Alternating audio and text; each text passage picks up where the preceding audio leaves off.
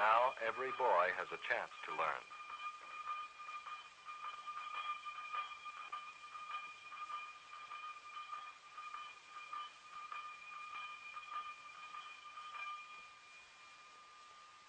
Yasin takes off his keffiyeh. So does Taysir. Schooling is very important. Too many of the grown-ups in Sahab cannot read or write at all.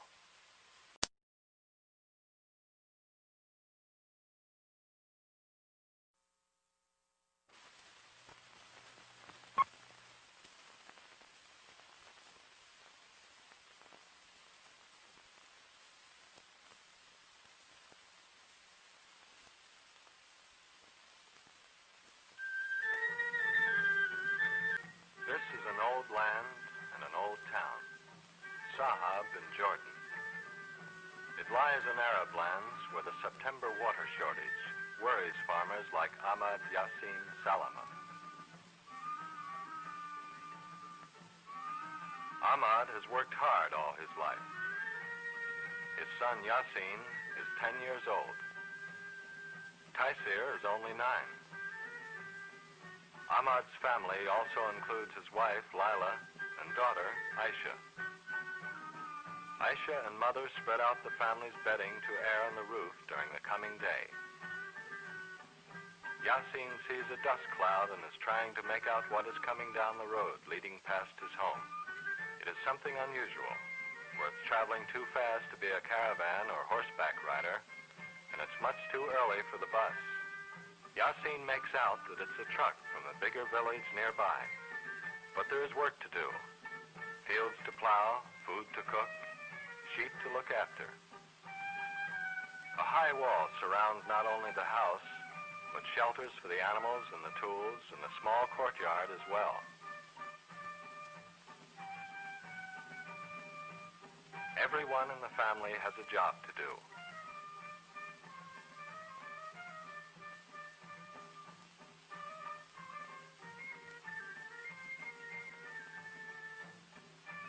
Taysir's job is to take the family's 2 sheep to the village shepherd. Aisha's first duty each morning is to sweep the hard-packed earth floor of the courtyard. Yasin helps father. They load the tools needed for the day's farming on the back of the family camel, and father lets Yasin ride for a little way.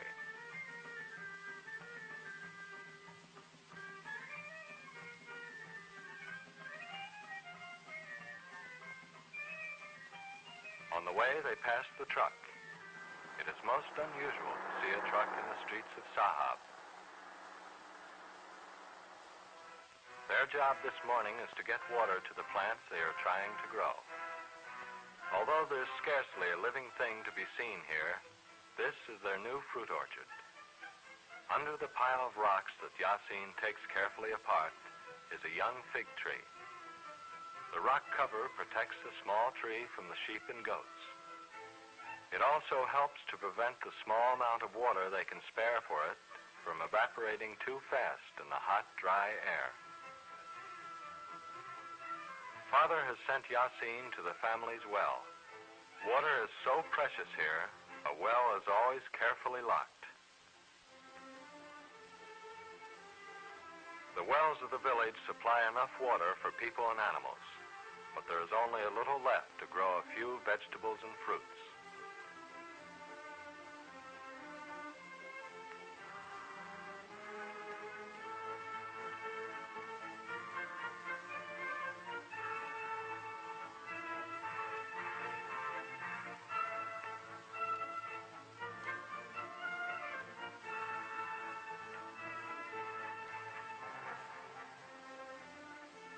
In very dry years, there is no water to spare for the trees. But now it is time for Yasin to go to school.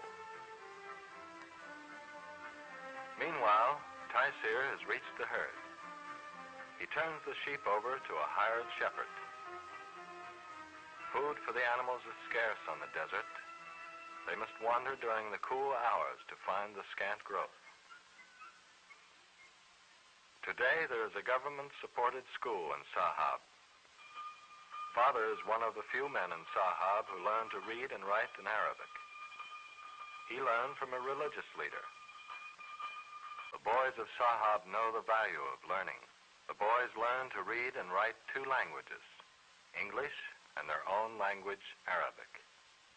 Of course, they learn other things too, like arithmetic and geography and history, but right now the class is learning English.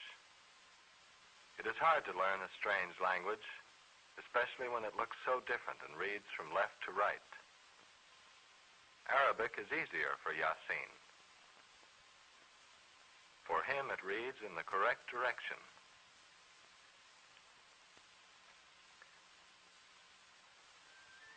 While her brothers are in school, Aisha goes to the well to get water for cooking and drinking. She carries the earthen jar easily on her head. There is no school for girls in the village, so Aisha stays at home and helps Mother. Mother is making bread, as she does each morning. The water that Aisha has brought is needed to finish the dough for bread. Aisha churns camel milk in an animal skin bag.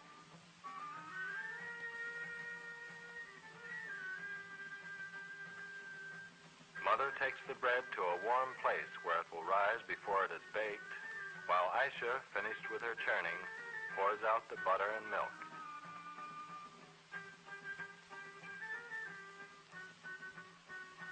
The fire was lighted some time ago, but is now burned down.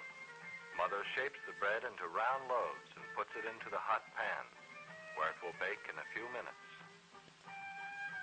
With the house tidy and food for the day prepared, Aisha and Mother find quiet work to do as the day gets warmer. Aisha embroiders. As in most Arab lands, the patterns are set by local customs and tradition. Out of wheat straw she has dyed, Mother makes a mat. Maybe for decoration, maybe for a table covering, maybe to cover a dish. There are no living things in Mother's design. Her religion forbids it. The tools Mother and Aisha use for their work are simple, but both are skilled in the use of these tools. Meanwhile, Father is busy plowing. Each year he sows a large field with wheat, and if there are 3 or 4 rains during the winter, his crop will get enough water to grow. The family's camel pulls the old-fashioned plow. Its broad feet help it in the sandy soil.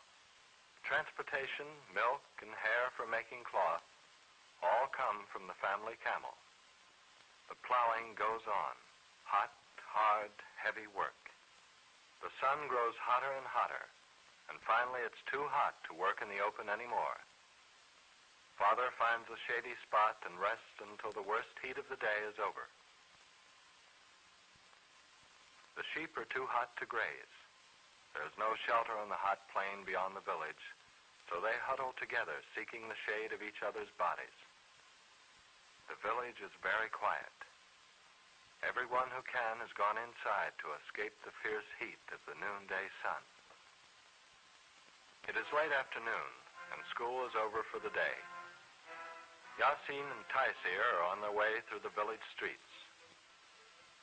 The boys stop for a moment to say hello to their uncle, who runs the cloth shop, one of the few such shops in the village.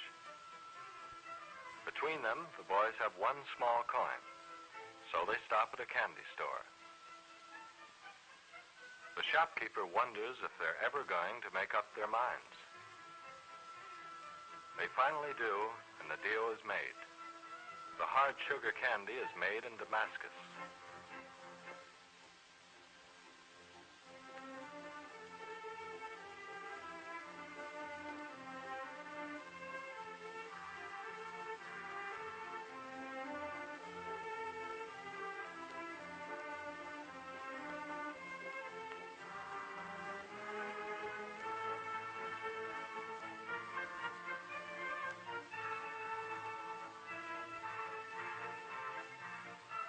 The The boys often stop at the mill on the edge of town to see the miller and his helpers grinding wheat into flour. A few years ago, the village women ground their grain between two stones to make flour, but now everyone takes the wheat to the mill. The flour mill is powered by a big engine. The boys always like to watch it work because it's the only thing of its kind in the village.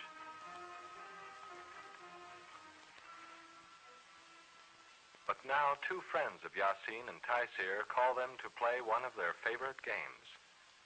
It's a game very much like hopscotch. You toss a stone into a square and then pick it up, hopping on one foot without touching the lines with either your foot or the stone. If you miss, you lose your turn and give the stone to the next boy in line. This is a very popular game for Arabian boys, who often spend hours playing it. But well before dark, the boys must leave the game and do their evening chores.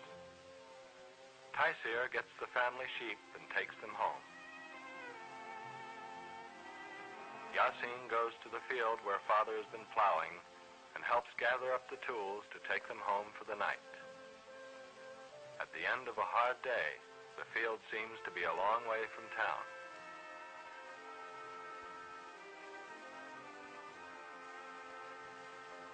Yasin is glad to ride home.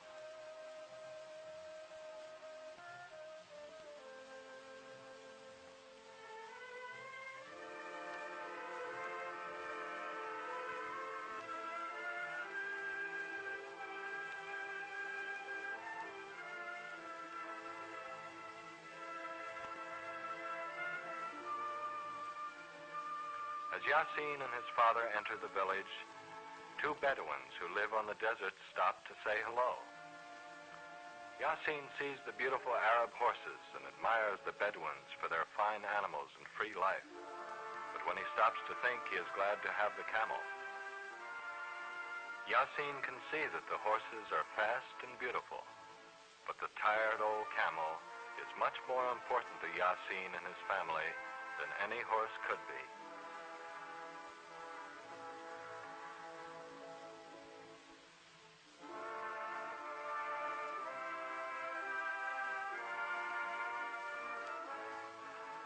The setting sun catches them still not quite home.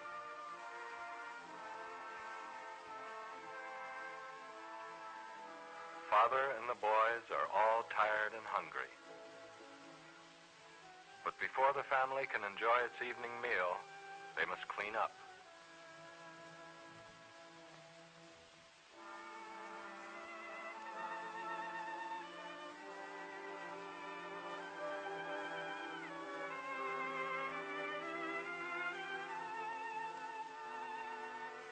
Father must be especially careful, for once again it is time to pray to Allah.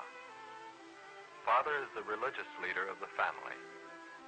Like most other Arabs, he is a Muslim. Each day he prays 5 times, following a pattern set in the Quran, the Muslim holy book.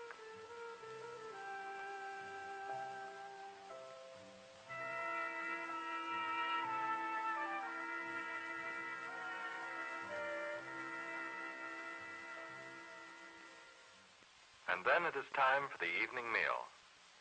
Aisha serves the meal as most daughters in Arab lands do. Mother makes the coffee, which is so important in the home life of Arab families. A meal is more than merely the satisfaction of hunger. It is a ritual of friendship.